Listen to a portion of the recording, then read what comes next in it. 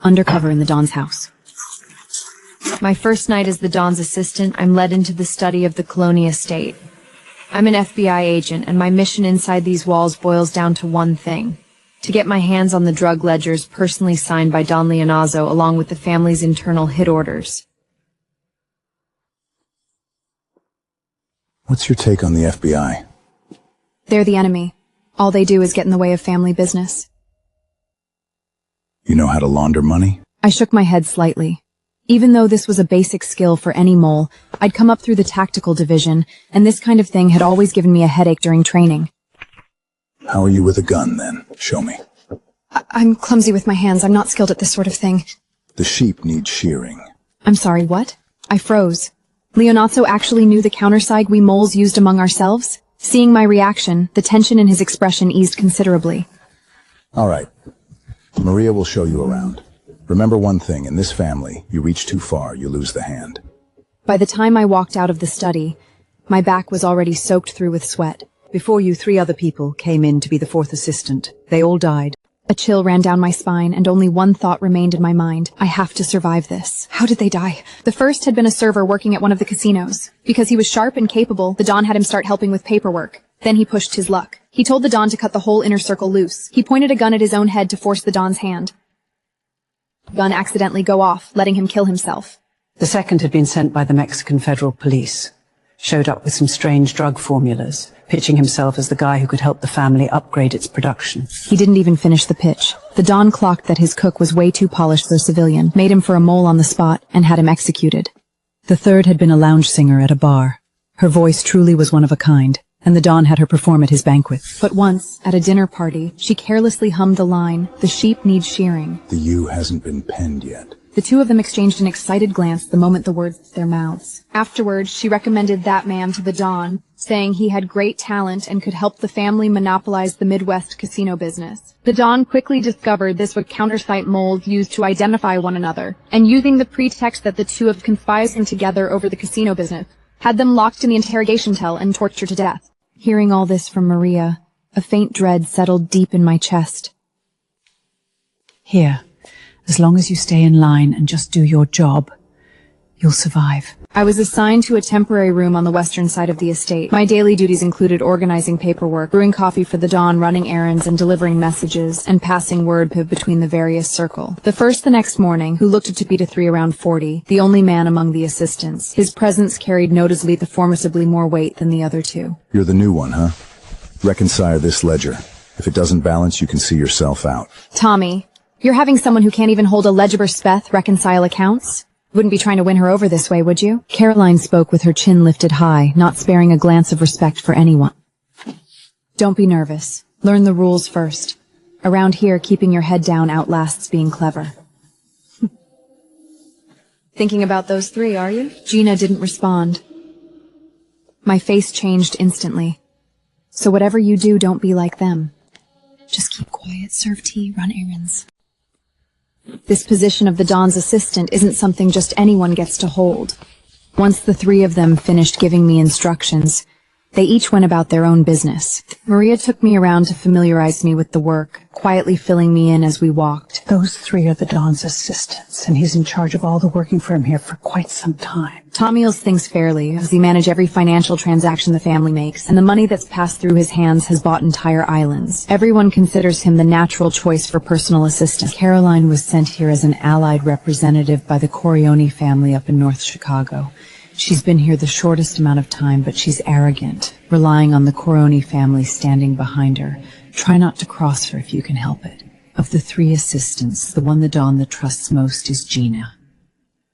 She's the only one in the inner circle without any family backing. She came up from the slums, has been the Don's right hand for 8 years now, and has personally handled countless dirty jobs. His own reasons for doing things this way. Just remember what I told you, keep your nose clean, and your days here will go easier. Those words had followed me my whole life, echoing in my ears since childhood. Back when I lived under my brother's roof, he'd always told me to keep my head down. You make sure to keep your nose clean, and don't forget to help me out down the road. Later, when he racked up gambling debts and used me to pay them off, sending me into the bureau as a mole, he told me the same thing. During training at the bureau, they told us, it seemed to be my fate. It was only later that I understood. What Leonazzo valued most was exactly that. Someone who kept their nose clean. Someone without ambition, without any threat in them, was precisely the kind of person best suited to hold the personal assistant's position, the very seat everyone else was fighting over. For the first month, Leonazzo seemed satisfied enough with me. I never spilled the coffee, never delivered a message late, never made a mistake reconciling accounts. One day, I accompanied Leonale to my punch-gray-haired Olgin. Her presence was so imposing it made people afraid to get close. The old matriarch in the middle of teaching a little girl how to read a ledger. One moment she complained of being tired, the next of being hungry, anything to avoid actually paying attention to the ledger. But the old matriarch wasn't bothered by it in the least, guiding her patiently with a warm smile the whole time. It was clear she intended to groom Sophia as the family's heir. The moment she looked up and saw me, the warmth in her smile vanished instantly, replaced by something cold. You must be the new one. You'll be a candidate for personal assistant as well, in time. Remember, that's the most exposed position there is. Someone will always be looking to take your place. Those with real ability die quickly, those with ambition die even faster. I bow and took her words to heart, and the old matriarch, seeing how respectful I was, gave a small, satisfied nod. The next day, the Don had to attend a negotiation with a southern family, and the old matriarch told him outright to bring me along. I'd been in the middle of changing the water in the flower vases when I heard the news, and followed Leonazzo out with a bewildered look on my face. Out of the corner of my eye, I saw Tommy frown. Why does she get to go while Caroline burst out? Even Gina, always so composed, gave me a look tinged with new scrutiny. By tradition, it was the personal assistant who sat in on negotiations to take notes. I sat beside the negotiating table with a notebook in hand, recording every detail of the meeting for a full 3 hours. That night, the concessions Leonot off the Southern family were, in truth, laced with hidden menace. I recorded everything faithfully, and I understood exactly what I was seeing. You really did write this all down clearly. Starting tomorrow, be in my study every morning at 7. Leonazzo had many assistants, but only someone he trusted completely could ever hold the position of personal assistant. From that day on, I went to the list of candidates. But it also meant that everyone had now begun watching me closely. The day after returning from the negotiations as usual, tomorrow's shipment to the casino'd someone to escort it. Go get some practice. Escorting the shipment was originally Caroline's job. She was simply to do it herself and used getting practice to run the errand for me instead, but didn't dare refuse. After I agreed, her face softened a little. That was only the beginning. Tommy began periodically inspecting the accounts I'd organized, frequently offering guidance on my filing work. It wasn't kindness. It was surveillance, making sure I hadn't gotten my hands on information I shouldn't have. Caroline kept piling on more and more errands for me, mostly dangerous ones like escorting shipments and collecting debts. Only Gina made no move against me at all. 2 months passed quickly. Go collect a protection fee from the casino on the north side. Caroline sent me to the north side of city to collect a protection fee. Only after I arrived did I discover this small casino was actually a den for police informants. I nearly got detained by the police, but Gina had sent someone ahead to intercept me in time. That night, while I was working overtime in the records room, she pushed the door open and handed me a cup of coffee. Before Caroline sent you there, she didn't tell you the background on that casino, did she? I shook my head. This isn't the first time she's pulled something like this. Our positions here aren't easy. Bear with it when you can. Once you've proven yourself, everything changes. I looked at her, puzzled, wondering privately whether Gina might have a hidden identity like mine as well. But fearing it might expose myself too soon, I pushed the suspicion back down. You need to make the Don believe you're the one person who would never betray him. She said that to me and left. I sat there stunned for a long while before finally understanding something. Gina wasn't refusing to compete. She had already won long ago. The person the Don trusted most had always been her. Afterward, I never confronted Caroline about it, nor did I report it to Leoncio. Keeping my nose lean to survive here didn't mean I had to be a fool. At the Christmas cocktail party, someone had tampered with Leonozzo's whiskey. Fortunately, it was Gina who drank the glass, having stepped in to drink for him. Maria checked who had gone near the liquor cabinet that night, and I turned out to be the only one. The Don called me into his office the next day. Whose orders were you acting on? I explained frantically that I'd gone to the liquor cabinet that night only because Caroline had ordered me to pick out a good bottle. Leonazzo didn't believe me, but he didn't torture me either, only had me locked in the interrogation cellar.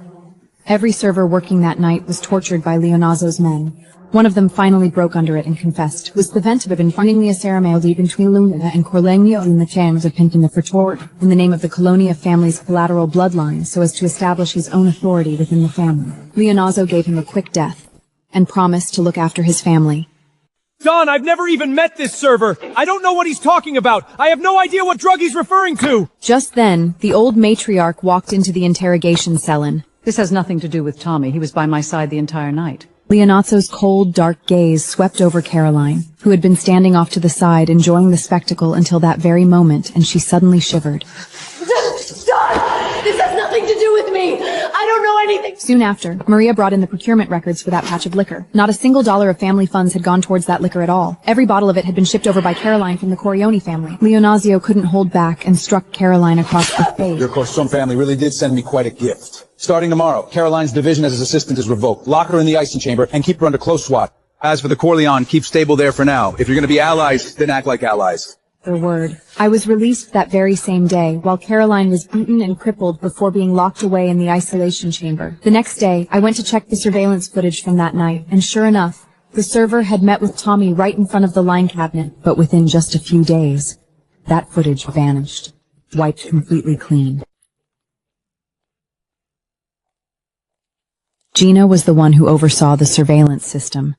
She said nothing about it.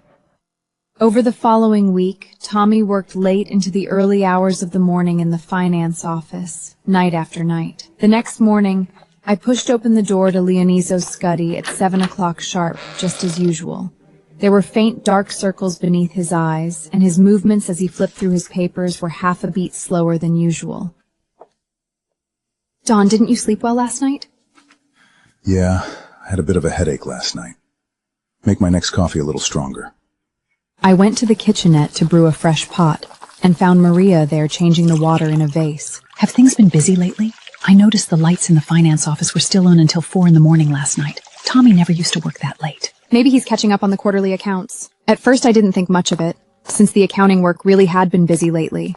A week later, things started to feel off. Leonazzo's headaches grew more and more frequent, and sometimes in the middle of a meeting he would suddenly press a hand to his forehead and pause for several seconds. The family doctor came to examine him and diagnosed it as a nervous tension headache, prescribing medication. But 3 days into the medication there was no improvement at all, and instead a new symptom of drowsiness appeared, along with occasional lapses of attention during meetings. For a Don who had counseled his underground empire for over a decade, this was extremely out of character. Then it was Sophia's turn. Every night before Nanny came rushing in a panic to report that the child had a fever and had thrown up twice. The family doctor was called in the middle of the night and diagnosed food poisoning. Gina kept watch at her bedside all night without closing her eyes, and the old matriarch came to check on her several times as well. By the next day, Sophia's fever had broken, but she remained lensless and drained of energy. I took the coffee beans Leonardo had been drinking and had the family doctor run tests on them. The day the results came back, he walked into Leono's office carrying the beans to deliver his report. The beans have been laced with chlorofemitine. Small doses cause headaches and drowsiness, but long-term consumption leads to nerve damage. Look into the procurement record. That night I went through the coffee bean procurement records for the past 2 weeks. The moment I found the record, my mind went blank with shock. This batch beans had been purchased by Tommy from a private supplier labeled Organic Coffee Beans, from a company that turned out nothing but a shell. Perhaps the open and hidden power struggles within Dis family had never truly stopped at all. Chapter 7. Afterward, I reviewed Tommy's recent schedule. Over the past 10 days, Tommy had met privately with Leono's personal at her 4 separate times, each time under the pretext of reviewing the family inheritance. And the name written in the beneforia field of that inheritance was Sophia's. I stared at those notes on the schedule, my mind racing. Tommy was Leono's cousin, under the family's bloodline succession, with the old matriarch already advanced in age, if something were to happen to both Leono and Sophia at the same time. The thought sent a shiver down my spine, but at that point, Tommy would become the first in line to inherit everything. The doctor said Sophia's meals had been tampered with as well. Wouldn't around Nanmi Gripchwa, Tommy is incredibly devoted to Sophia. He even brings her fruit in person. At that point, Tommy would become the first in line to inherit everything. The doctor said Sophia's meals had been tampered with as well. Now you ask around the Nabido. Tommy is incredibly devoted to Sophia. He even brings her fruit in person. I had Gija help pull the estate's internal surveillance records, and she told me the following. Within the span of a single week, Tommy had entered the basement wine cellar multiple times. That cellar didn't just store wine. It also held the keys to the family vault, along with the ownership deeds for every dock and casino they controlled, as well as the original stamped inheritance documents. It seemed Tommy had already made all his preparations. Once both Leonzelli and Sophia were out of the picture, with these documents in hand, combined with his position as financial director, he could carry out a legally sound takeover within just 3 days. On the third day, Gina and I went to Tommy's room. He showed no surprise at all when he saw us arrive, as though he'd already guessed how this would end. Would you do something like this? You're the Don's own cousin. Do you have any idea how many years I've worked for this Colonia family? 23 years.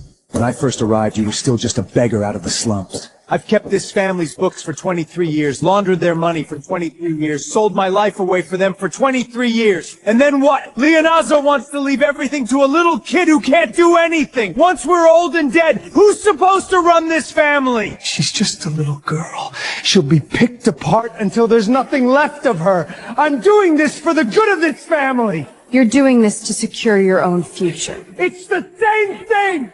You, some worthless mongrel out of the slums. What right do you have to be the one Leonazzi trusts most? That company you bought the coffee beans from, it was dissolved 3 days ago. We found the delivery slip for that batch of fruit you gave Sophia in the kitchen. The name listed as the recipient was your driver. Tommy froze on the spot. And then, suddenly, he laughed. I stepped closer, looking at him with calm eyes. Go find the Don now, and tell him exactly what you've done. Whatever comes after that, that's for him to decide. Step No way! aside. He revealing a bodyguard standing behind me, on a gun in his hand. The barrel hung low, but his finger rested on the trigger, ready to pull it at any moment. Let's go. The Don is waiting for you in his study.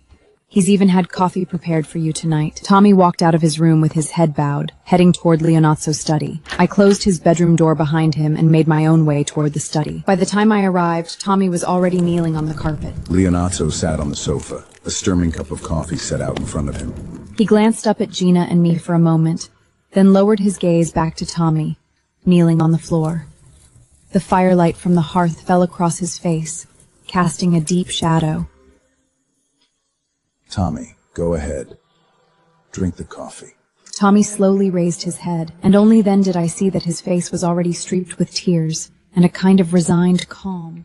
The old matriarch arrived at that moment as well. After all, Tommy was Ross, her nephew. Sophia is your niece. How could you even bring yourself to do this to her? She's only 5 years old. The thing with Caroline, you were behind it all along, weren't you? A jolt of surprise went through me. Perhaps the old matriarch had already known all along that Tommy was the true culprit behind the incident with Caroline. The thing with Caroline, you were behind it all along, weren't you?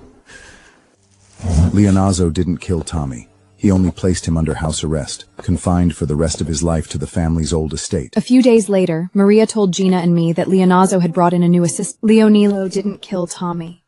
He only placed him under house arrest. The bloodshed at the estate only just settled, and already a brand new set of office supplies had been laid out at a workstation. Gina and I were bent over Reckentel's ammunition smugly beer when 2 sets of footsteps sounded from the corridor. One heavy, one light. We didn't even need to look up to know it was Leonazzo, with an unfamiliar face walking beside him. The newcomer looked barely in his 20s, unmistakable unease hiding behind his eyes, looking exactly like I had the moment I first stepped into this cage. Leonelio idly ran his fingers over the grip of the gun at his waist, his indifferent gaze sweeping over the ledgers spread open before us. This is Victor. He'll be working as the consigliere. I became the 4th assistant to the Godfather. Don, ladies, it's a pleasure to be here. I look forward to working with you. I glanced up to size him up, thinking back on everything that had already come to pass. There would never be any shortage of pawns for the family to sacrifice. Gina and I said nothing, and neither of us expected that Caroline, locked away in the isolation chamber, would come bursting out at that very moment. Leonazzo, what exactly did you promise our Corleone family in the first place? You said you'd cooperate with our family, and that my position would always be secure. And now you've brought in someone else. Leonalo's face twisted with impatience, and he struck her across the face. Look at the fine mess your family has caused, and you think you're still fit to negotiate with me. As of today, every cooperative project with the Corleone family is terminated. Take this woman back to the isolation chamber. Just like that, Caroline was dragged away, seething with resentment, while Gina and I exchanged a glance and dared not say a word. A few days later, word arrived from the Corleone family. They claimed to have had no knowledge whatsoever of the liquor incident. insisting on every bit and entirely up to the Colonia family. I couldn't help but go see Caroline in the isolation chamber. I found her lying in bed, her face deathly pale, her eyes sunken deep into their sockets, a mursh of blood still lingering at the corner of her mouth. The arrogant, dominant Caroline who once ordered me around had all but vanished. Came all this way just to laugh at me, did you? Well, I won't give you the satisfaction. You and I might not get along, but in this place, we're both just pawns who don't get to choose. Caroline burst into wild, unhinged laughter, the sound echoing through the entire isolation chamber. Why would you try to harm the Dawn? If you just kept your head down with the family standing behind you, becoming personal assistant would have only been a matter of time. No, it wasn't me! I never even touched that batch of liquor after it arrived. I don't know who tampered with it either. The moment she finished speaking, she threw herself headfirst against the iron door of the chamber and died on impact. I frowned, checked her breath several times to be sure, and then quietly slipped away. Watching 2 out of the 3 members of the inner circle fall, my sleep grew worse and worse. I lay in bed at night, tossing and turning, replaying everything that had happened. Caroline truly hadn't been the one behind it, because the person who'd swapped that batch of liquor had been me. I had discovered early on that the Corbione family had sent this batch of liquor, and I'd used the pretext of the upcoming signing between the 2 families to drive a wedge into their alliance. As long as the Kalania family's Dawn failed to attend, given the Corlani family's usual style, they'd be certain to claim shipment of ammunition in the north entirely for themselves. The ride swapped in was meant to cause brief unconsciousness, not kind of violent headaches that had actually occurred. I simply hadn't anticipated that someone from Witherby came to tell whether I was carrying out an assignment or living through a nightmare. The newly arrived Victor really was quite capable. He understood the accounts at a glance. His negotiation analysis was sharp and thorough, and within 2 weeks he'd already resolved the tangled mess left over from the Corio family's collapsed dealings. Gina had him housed in a guest room on the eastern side, the one furthest from the main residence. But I noticed a few things. He was far too familiar with the estate's layout, able to turn precisely into the records room from the corridor after only a few days there. That was a room even Gina sometimes took a wrong turn trying to find. Where does the Don keep his signed ledgers? And what does his schedule look like for next month? None of that was the kind of thing a pseudo-Celerity should be asking about. I knew things wouldn't stay quiet for long. One afternoon, the Colonia family's head of intelligence sent word claiming that an FBI agent had infiltrated Leonazzo's inner secretly passed this piece of information along to me. The moment I heard it, my entire body turned to ice, and I forced myself desperately to keep the panic inside me under control. I prayed over in my heart that the intelligence was wrong. The people closest to Leonazzo were, after all, no one but the few of us. I should have known the peace wouldn't last. Everyone, come with me. You're being taken to the interrogation cell. Am I in that place again? The Laster and I were subjected to torture, locked in the interrogation cell and beaten until we were a bloody, broken mess. Even Gina, the one Leonaso usually trusted most, was not spared. Though her injuries were lighter, after all, she was still the assistant the Don trusted above everyone else. None of the 3 of us cracked. Leonazzo, growing impatient with the wait, came to the interrogation cellar himself to interrogate us. Talk! Which one of you was bold enough to betray me right under my own nose? I kept my face calm, doing everything I could to avoid meeting Leonazzo's eyes directly. I turned my head toward Victor, blood covering his face, and for a moment he seemed to have passed out from the pain, only to be jolted awake by the crack of Leonino's gunshot. Don, I'm innocent. Please, spare me. Leonazzo turned his vicious gaze back to me, raising his hand, ready to continue the torture. Don! The mole is Gina! Stop hurting anyone else! I looked at the old matriarch as though she were my savior, and behind her stood one more person. It was the estate's housekeeper, Maria. Maria supported the old matriarch as they walked slowly in, clutching a Manana envelope in her hands. Mom, why are you here? This is no place for you. If I hadn't come, you would have tortured these innocent people to death. Mother, who did you just say the mole was? Gina?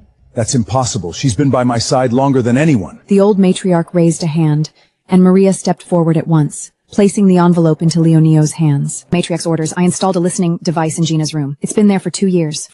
Leonazzo opened the envelope. Inside was a stack of papers and 2 photographs. He looked through them as the old matriarch explained. Those papers are copies of call logs, marking down every single number that was dialed from the landline in Gina's bedroom. 3 of them are circled in red ink. I had someone look into it. Their FBI switchboard extension. As for those two photographs, one shows Gina at the docks, handing a document folked to a man in a black toy box, holding a bussoed device about the size of a finger.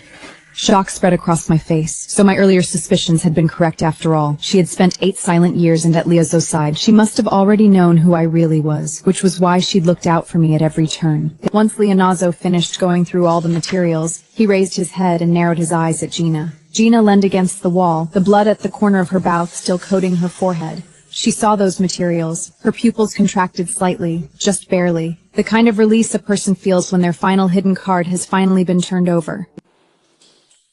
Maria, when exactly did you start going through my room? 2 years and 3 months ago. The old matriarch said that out of everyone on this entire estate, you were the only one whose eyes, whenever they looked at the dawn, seemed off. Gina lowered her head in silence. When did it start? Before I ever came to this estate. 8 years ago. You truly are a perfect mole. Leonato walked over and looked down at her. The two of them stood so close that I could even make out the veins bulging on the back of his hand. Leonasso didn't strike her. Instead, he bent down and reached out, wiping the blood from the corner of Gina's mouth. When I picked you up out of that slub, you had the chance to walk away. I did. But you chose to stay. The interrogation cellar fell silent for a long while. Victor let out a faint groan somewhere in his half-conscious state. Else ached even more, something I couldn't quite name.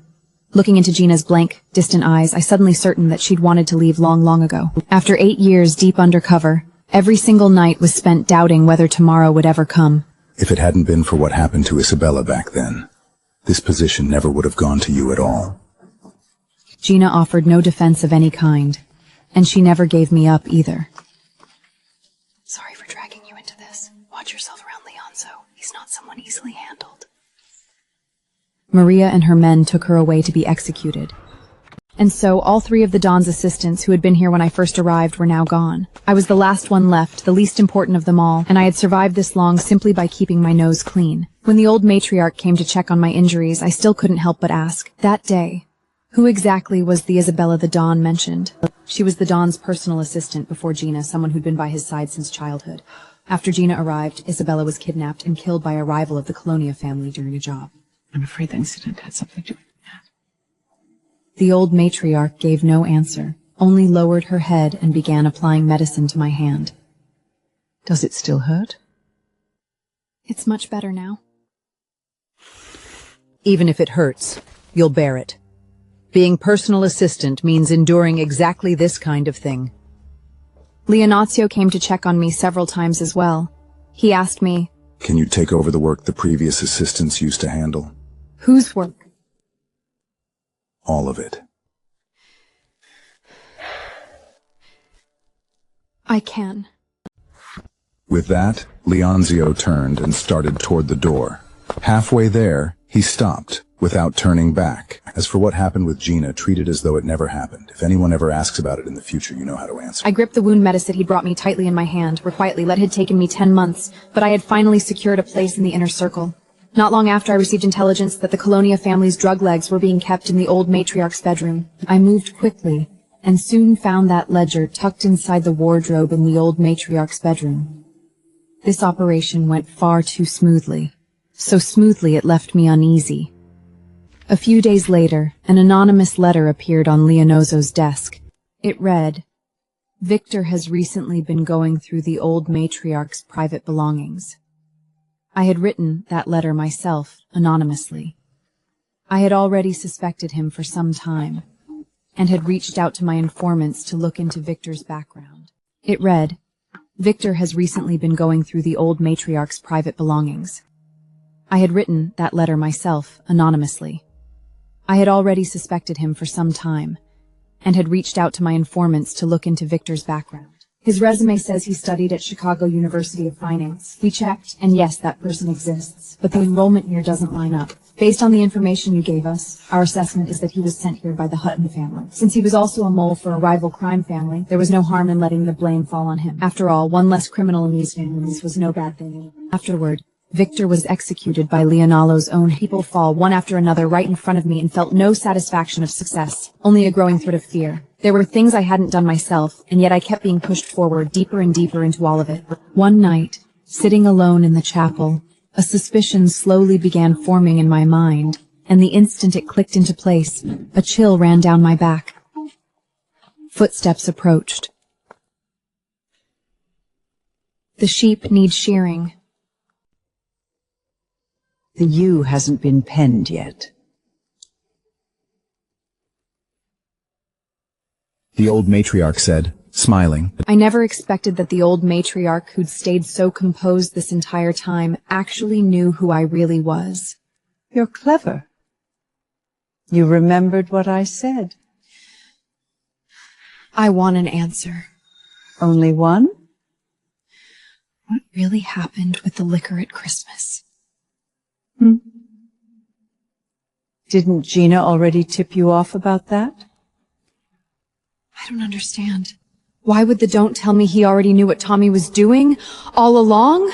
Even if Tommy had never done any of those things to betray him, my son was never going to let him stay anyway. So he gave Gina a hint and had her delete that footage. I never imagined it in control of the entire situation from the very start. You can carry on the hearing while the family can tell Tommy's guard down, and in the end he took them all down in one fell swoop. As for Gina, that was one thing Leonardo truly hadn't seen coming. But the old matriarch had been watching her for 2 full years already, all while everyone assumed she never involved herself in family matters. No one knew that she'd been taking it all in the entire time, allowing Gina to go on playing mole for all those years. Oh, and by the way, the estate's housekeeper works for me too. So the evidence Maria had produced to identify Gina had also been part true, part fabricated. Why haven't you exposed me then? Leaking the family's information doesn't do you any good either. The family? Ever since I married into this family, everyone's told me that as a woman I shouldn't even dream of holding power the way a man does. I was sent here for a political marriage and once believed that bearing a son would earn me what should have been mine. After the old Don passed, I held influence over half the estate's holdings, and that ungrateful son of mine took power and gutted the finances top to bottom, stripping away off every private channel I had for accumulating wealth. I was stunned, and at the same time filled with a quiet sorrow. I never imagined that despite holding such a lofty, the old matriarch had I was only fighting for what I deserved. My ability to reach than any of those men. So why shouldn't I be able to arrange this business myself? And once my son passes on, the entire Colonia enterprise will end up in Sophia's hands anyway. Why shouldn't I be able to hold the reins of this business myself? And once my son passes on, the entire Colonia enterprise will end up in Sophia's hands anyway. Just then, Leonio pushed open the chapel doors and walked in, backlit by the light behind him. My eyes widened instantly. When had he arrived? How much should he hear? How come you're here at a time like this? If I hadn't come, I never would have known just how much resentment you have carried against me all these years. Tommy craved power. The Corioni family craved money. All of them were nothing but pieces on my board. Gina was the biggest fool of all, an undercover mole who actually fell in love with the Don. She'd stopped working against you long ago. Every piece of intelligence sent to the FBI after that, I had my own people deliver it. You've spent your whole life consolidating this family, but you never once stopped to think who was it that pushed you onto the Don's throne, and whose power did you strip away in return? You conspired with outside enemies, passed along intelligence, planted your loyalists around me time and again, and nearly brought this entire estate to ruin. If you hadn't ruined my business, why would I have ever needed to go this far? Leonacio said nothing in reply, only raised his hand to signal the guards. Confine the old matriarch to the small courtyard behind the estate. She is never to set foot outside it for the rest of her life. Cut off every line of communication to the outside world. Chapter 13. The guards stepped forward and took the old matriarch away, and the chapel finally settled back into silence. She had never revealed my true identity to Leonanzio. Not once. I suspect it was because she hated this family. She had spent half her life being worn down by it. Her power had been stripped away, layer by layer, by the men around her, and perhaps letting the FBI bring Lienzo down was to her simply an opportunity. The chapel, silent for a full minute, suddenly filled with the quiet sound of Lienzo's voice. Starting today, you'll help me guide Sophia, teach her the family's affairs. Hearing Leonazzo's words, a faint light kindled in my eyes. I understood then that something inside him, some belief that a woman couldn't hold real power, had begun to waver, and what I would need to learn from this day forward was simply how to go on surviving on this estate. That would come at no small cost.